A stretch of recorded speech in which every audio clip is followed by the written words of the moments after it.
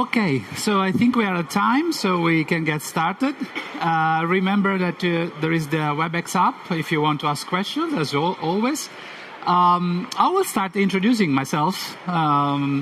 Probably you have already figured out I'm Italian. I got caught on camera last time. I could not hide it. And my name is GiuseppeCinque. I'm a principal architect in Learn with Cisco.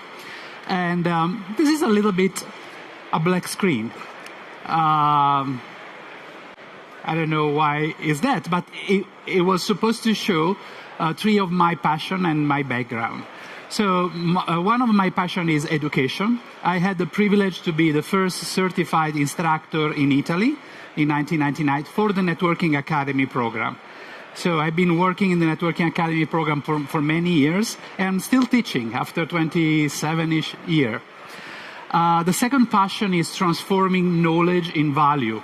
So I have always incentivized my students to create startups that actually have created, so at least 2 startups from my students.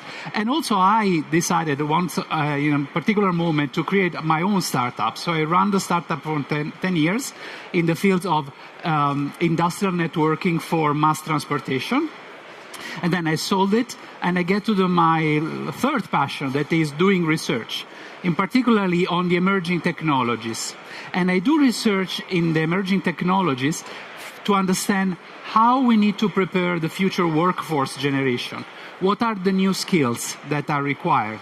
And of course, we are in the midst of this AI transformation, so AI is an important topic, but I also focus on other critical topics.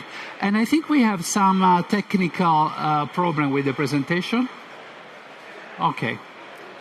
So, in particular, in this session, we will be covering the work done with the AI Workforce Consortium. That is a consortium that Cisco with other industry leaders has founded to analyze how AI is going to impact works in the ICT, information communication technologies. We will look at what are the insights that comes from analyzing millions of job posts and how can we interpret how this is sparking new way of working. And then we will look at what's coming next, so in terms of the future. Is there something we can do?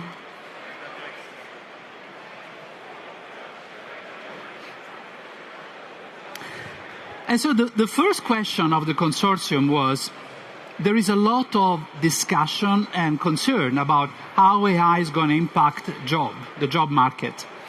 And of course, if you read the media, they tend to be very sensational and get extreme position. Is it fine now? Let's see.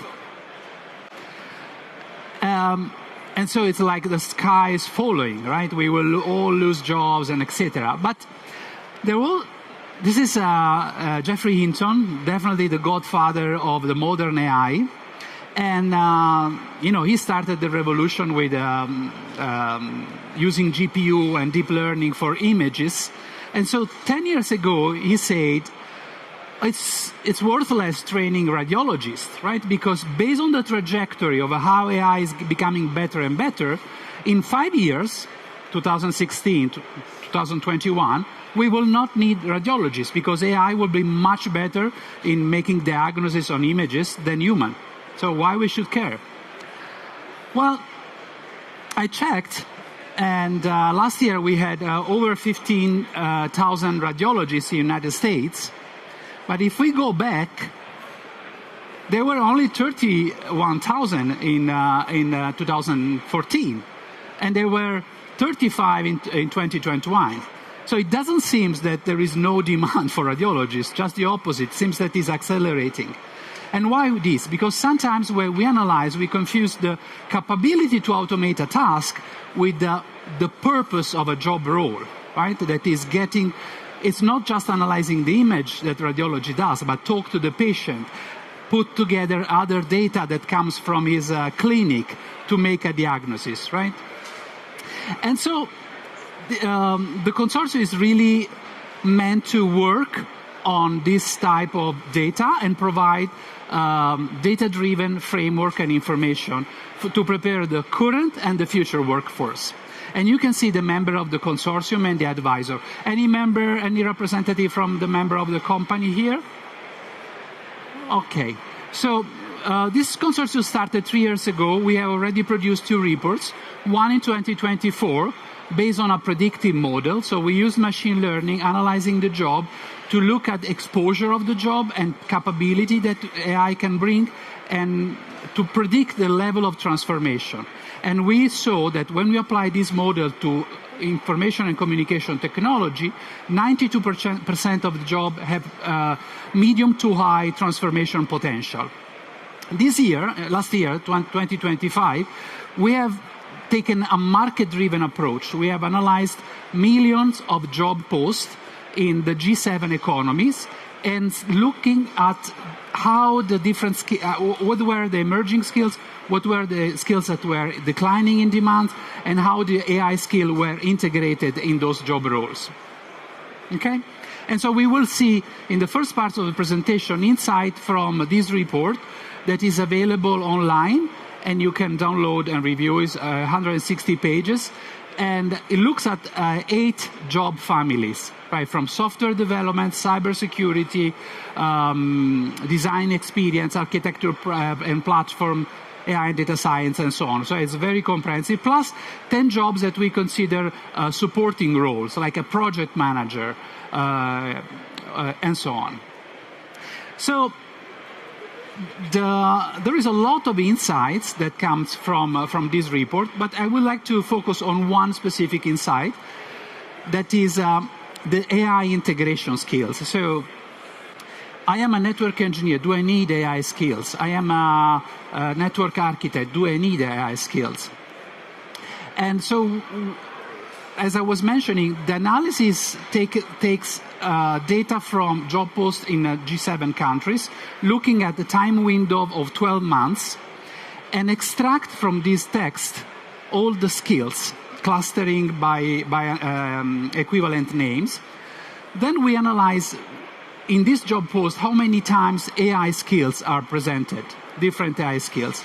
So we can measure the concept of AI skills integration. We given a particular role, cybersecurity analyst, in one country, what's the frequency of AI skills that show up in this job role? This is an indicator of how the hiring workforce is looking at those skills. And so you will see in the report all the jobs analyzed, classified in different level of integration. From immaterial, if it's less than 10%, it means that on 100 requests for job, less than 10 require AI skill. So it means that in that region, for that role, there is still kind of not so strong pressure for AI, to initial, to significant, and so on, right? Up to the job, the AI job that we consider core, because more than 70% of the skills are AI skills, right? And so the different jobs point in time where we are in the integration.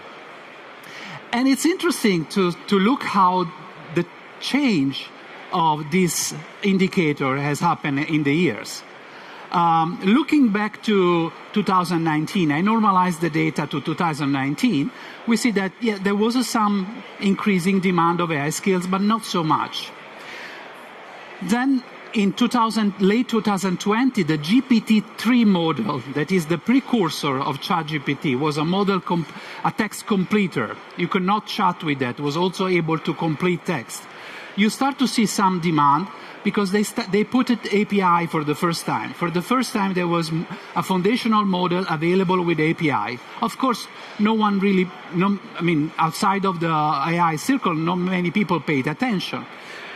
When people start to pay attention was with ChatGPT, because democratized access to foundational model. And most important, even faster jump is with the release of Llama model. Why? Because Llama model were open source and were very permissive in terms of license. So people start to say, okay, I can build with these things. I can build things. And so that started an increasing integration of the AI skills. And of course, another big jump was last year with the reasoning model that can think longer to solve problems, and all the standardization that is happening now with MCP, A2A, all the protocol that allow us to use this model to build systems in a standard way, right? So we have an acceleration more than 330 versus the 100 of 2019. In the report, you will see anyone from France or Italy? Okay, so you have also infographics specific for the country, looking at what are the most in-demand jobs and what are the emerging jobs, the jobs that have changed the demand, the largest change in demand. And you will also look at where are the hubs of these jobs, where are the concentration of the demand of these jobs. And same for United Kingdom and Germany. So we had as a scope the G7 countries. Anyone from Germany, UK? So this is kind of geodata. But I say, okay, I'm interested in more detailed data. I want to understand for specific job role. We have that. For all the specific job role, there is the specific, the most in-demand skills and the emerging skills. The demand that changed most for that specific role, and where this job role have the highest demand in terms of the country analyzed. So it's a very comprehensive report. Together with the report, there is an AI skill dictionary. We felt that it was important to kind of have documented the specific skills that are most in demand with a definition and how they are connected together. So you have 10 categories, and for each categories you have the skills and the related skills, so you can navigate between these domains. And last but not least, you have the skill stories. Stories is a way to present the data with a narrative. How jobs for specific people have changed in terms of how people have transitioned for doing, for example, traditional job to more an AI-enabled job, or from a non-AI job to an AI job. So those are also very interesting reading. But most important, if you don't want to read 160 pages, there is a chatbot, an AI system, where you can ask your questions. You can ask what you want to know, and this will look at the repository of data that are part of the knowledge base and provide a customized answer for your question. Specific, and refer where this data is in the report, so you can double check with the original source of data. Okay, so this is all I wanted to share about the report. So now let's take a different point of view. Let's look at this data. Those are data. How we can model, how can we interpret it? What are the stories we can reflect on? So I call this the spark of new way of innovation. And you probably have seen these pieces of this in every presentation this year. It probably started also previous year, but this year was dominant. So we are changing the way we interact with the system. We know where we started, right? The command line interface. And that's why we like it. It's a super powerful way to interact, but it's not so friendly for beginners or for other people. So in general, not only for the network device, but also for computer, right? We started in command line, and then we went to graphical user interface because we want to democratize the access. But the problem is that with graphical user interface, you cannot do programmatic access. You want to drive programmatic access and action. So that's why the API approach was the way to have machine interact with machine, software interact with other piece of software. And now, how can we think about the kind of LLM generative AI era? It's a natural language interface. One way to look at it is another layer to interface the system that has the best of both worlds. We have the friendliness, easy to use of language, but we have also the programmatic approach, because you can prompt engineering with prompt and declare what you want the machine to do. So it's very, very merging these two capabilities. In fact, Andrew Karpathy, the former director of AI in Tesla, says that English is now the coolest programming language because you can use language to declare your intent or even guardrail what you want the AI to do. But that's only one layer. This is like 18 months ago, 16 months ago. Now the LLM, the generative AI, is moving from the front end to what if it was a 3-layer architecture to the business logic. So the LLM is used to reason, to make decision, right? To run the processes. And that's where we call this approach agentic AI, agents, etc. So it's the use of AI not only as a front end, but also in a loop to take action, to observe the results, and to adapt to the results, to get something done, right? Okay, so this is how in some sense, the human-computer interface is evolving. But we don't work only with computer. We have a rich environment, right? So if you want to analyze how the new way of work is emerging, we need to look at multiple aspects. So here I picture myself in the center here, and this is kind of my simplification of my work environment. What I have a manager and leaders and business goal I have to align with, right? So I have this vertical alignment. I have people I work with, and I have system I interact with, right? And I use this system to get data, to get things done.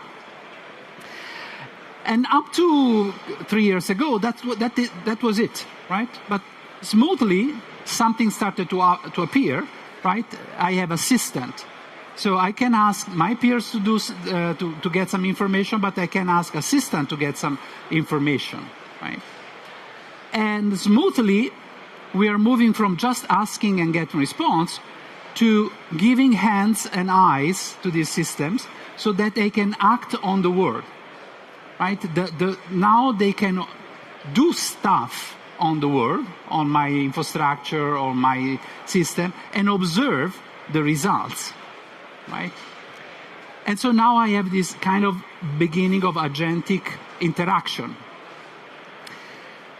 And we have assistants, of course, for every line of products, but something more is emerging. But before getting there, let's think for a moment, if this is the environment, how does it change the way I do think? Traditionally, if I plot the time spent and the effort spent for doing something, I was spending maybe 10% of the time designing, defining what to do, then 80% of the time doing the things, and then a little bit verifying if the things were done correctly, right? That was kind of, the focus was on doing the thing.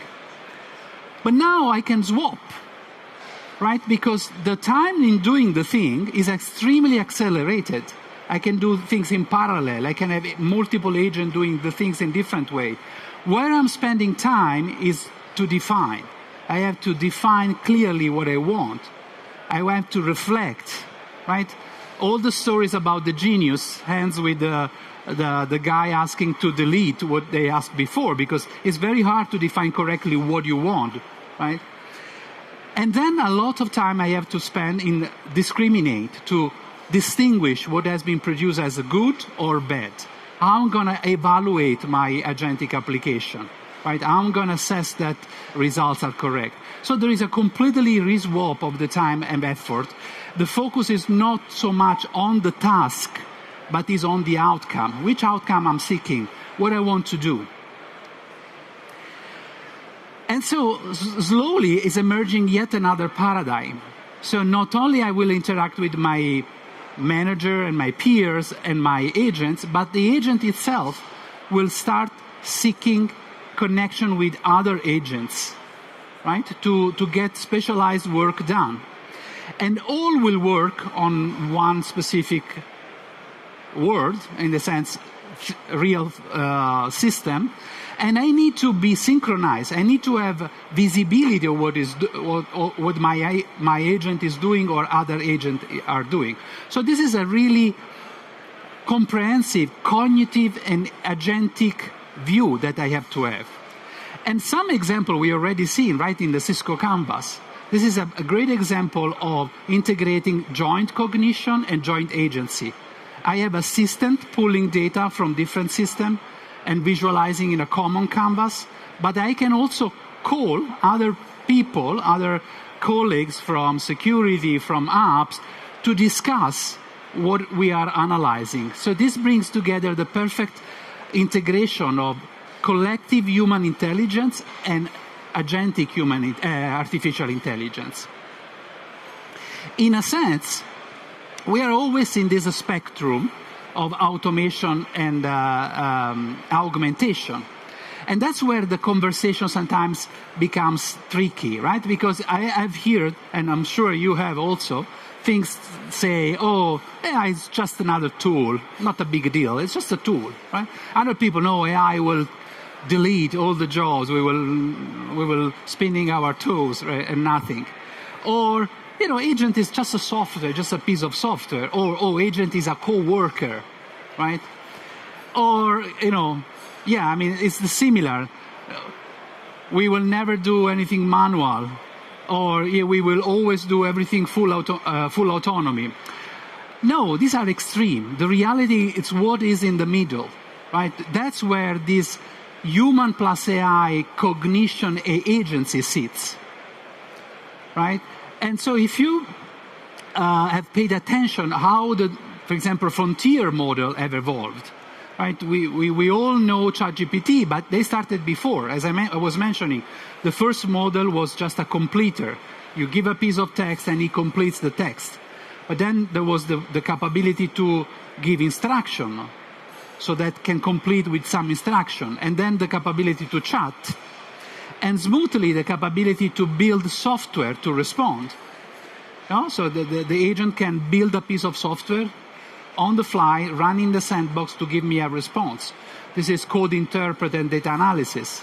Or to do search. In the first frontier models, there was the cutoff time, but then we integrated the search so that they can go on the internet, extract data. Or integrating the computer use so that have an agentic application. And so progressively we are getting more and more in this situation where our cognitive capability and the AI capability are integrated, and our agency is integrated with AI agents. One example, I don't know if you have seen OpenCloud or CloudBot. So this is a piece of software that sits on your computer and use external AI, but you give this piece of software expect to have access to your computer. So, for example, in this viral video, the agent used Twilio to call the owner, right? So it was able to call the owner, and so everybody screamed, "Oh, this is AGI, this is a Skynet." Of course, not sure if it's really true what happened there. I think it was more like technique to get attention. But what is true is Claude Cowork. Claude Cowork takes the approach of agent for coding to the kind of knowledge worker. So instead of working only with code, works with your folders. So you can ask, for example, reorganize my desktop because I have plenty of icon and files. It's a messy. Organize in folders and clean them. So it's a very powerful tool. So if we have this incredible agency and intelligence, are we done? Right? We are lost because now they can do everything. Well, self-driving car. I had the fortune to test a self-driving car in 2012 in a park, right? And I say, oh my, this is going beyond the street. In a couple of years, this works. It's perfect. Last summer, I was able to go on Waymo in San Francisco, and yes, it works. But it took so many years, right, to move from something that, it was working well already, to drive that, to experience that live in San Francisco. And in reality, well, it's not really autonomous. There's still kind of a network operating center, a fleet operating center monitoring. I didn't know that. I discovered after. So there is still people observing, providing their intelligence, their agency in corner cases, right? For safety, of course, but also to drive corner cases. Why? Because the transformer, the model that we are using for AI are extremely powerful, but are very data hungry. They need a lot of data to function properly. And so we have a lot of data for main use case, but when we get to tail use case, we don't have enough data. So that's where the human is able to generalize even with very small data. That's where it is still important, this cooperation with human and AI. And by the way, one metric that I consider very important is this matter metric. Anyone familiar with this metric? So this is an organization, it's called Meter. And what they do, they measure the performance of agent in terms of length of a task that they can do. So what they do, they take, for example, coding task or other task, and they measure on average a human how long he will need to do it, he will spend doing it, right? So for example, responding to a question, it's real time. But if I have to build a piece of software, a function, maybe I need 10 minutes. If I need to build a complete app for something, it will take me maybe one day, right? So the time a human takes to complete a task becomes a measure of the complexity of the task. And then they use this task to measure the capability of agents. So what is interesting, this is a logarithmic scale. It's the exponential increase in time that the scale of time that agent can perform a task. So they took the 50% success rate. So if we look at an agent and we say, let me see which length of task you can arrive with 50% success. 2 years ago, we had ChatGPT 3.5. It was 36 seconds, so just chatting, right, responding to simple problem. That's the kind of complexity. The more we go on the right side, you see this goes to up to 5-6 hours. So now it means that GPT 5.2, they can work for about 5 hours on tasks that are of the complexity of 5 hours, that a human will take 5 hours, with 50% success. So it's an interesting thing. So it means that they're able to do more and more complicated things, and this can be surprising, alarming, exciting, depending on your point of view. But that's not my point. My point is this number is decided 50% as a threshold. But if we change the threshold from 50% to 80%, the current model capability that looks so smart, they get up to, instead of being 5 hours, now it's maybe 30 minutes. So when we ask for reliability, the level of capability completely change.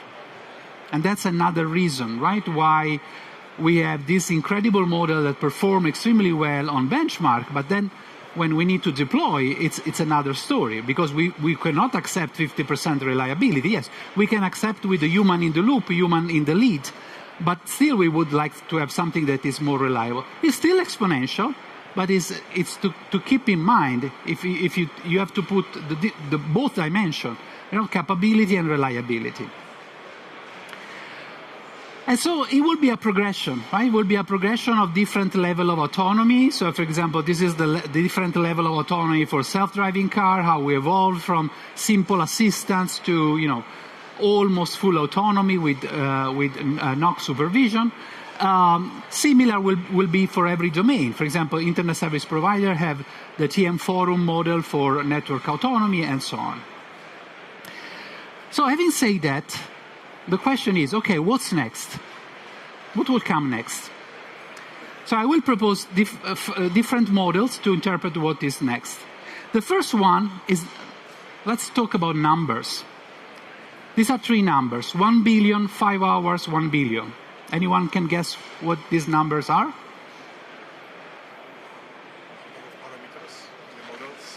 Could be, but in this case they're much bigger now, the models.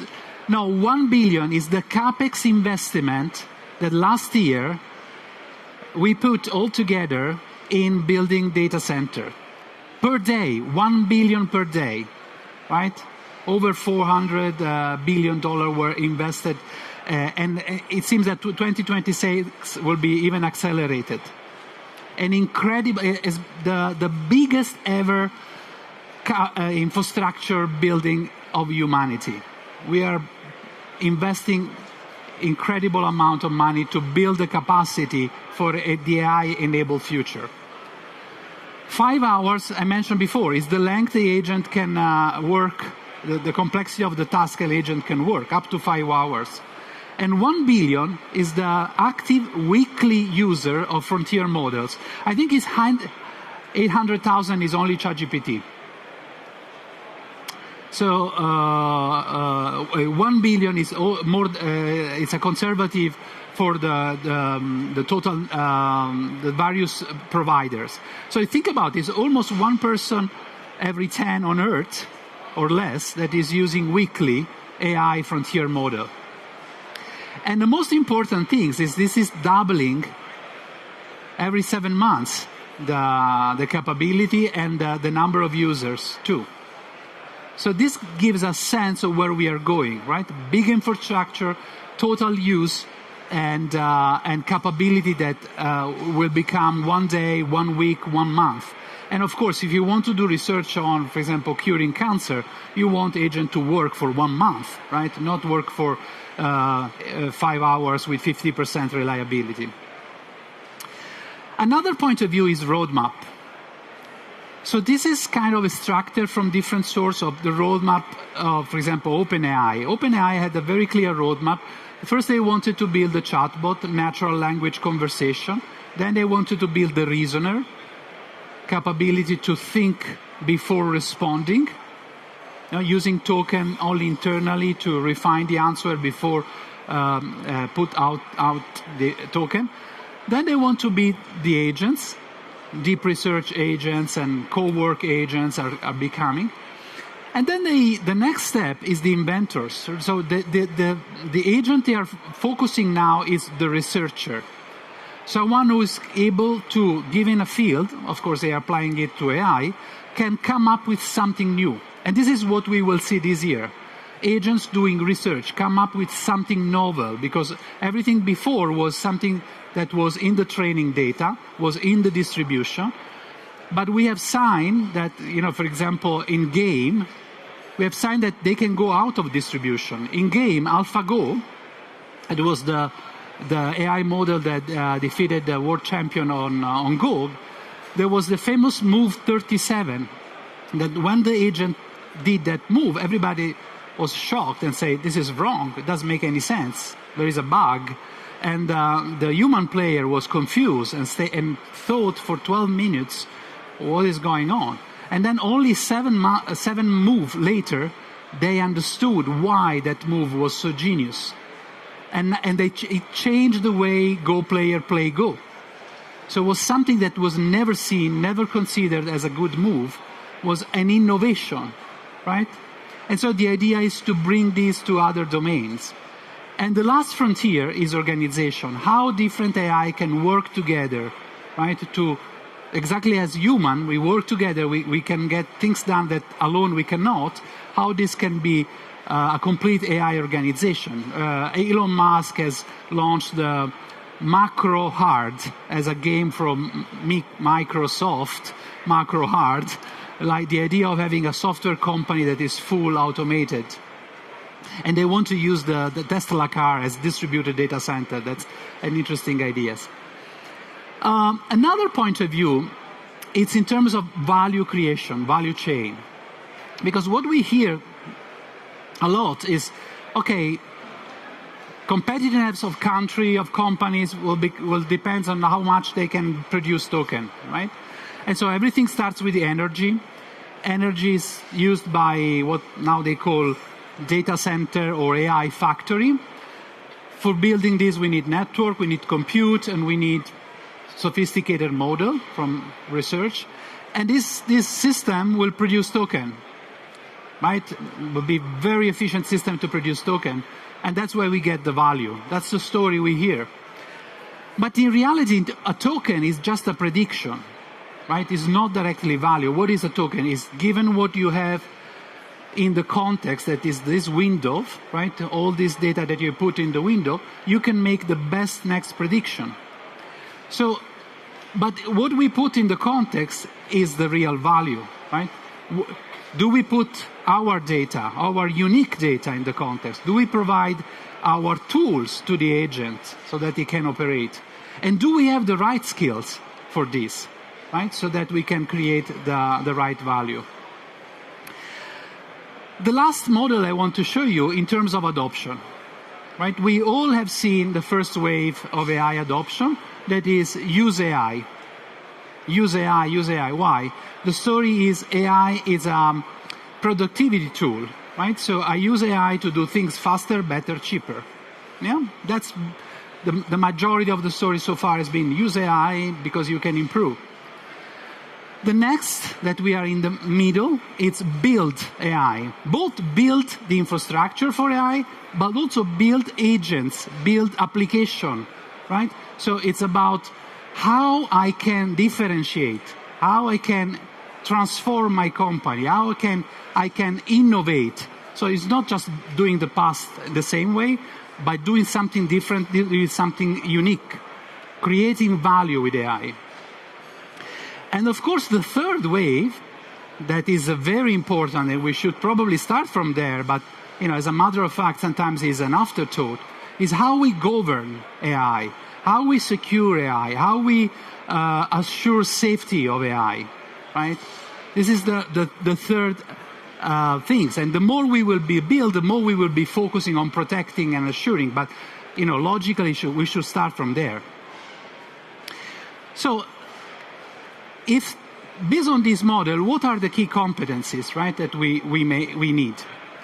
So for use AI, we know we need AI literacy. It means that we need to be able to understand what AI can do and where to apply. We need to have technical skills like prompting. People were thinking prompting will go away. It's still very important, and how to prompt different models is important. And we need to be able to verify the output. So how we create evaluation, how we verify the results. And then we can move from literacy to fluency.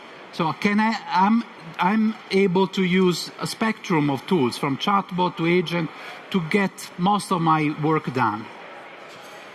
But if we jump on the future, what will be the ecosystem?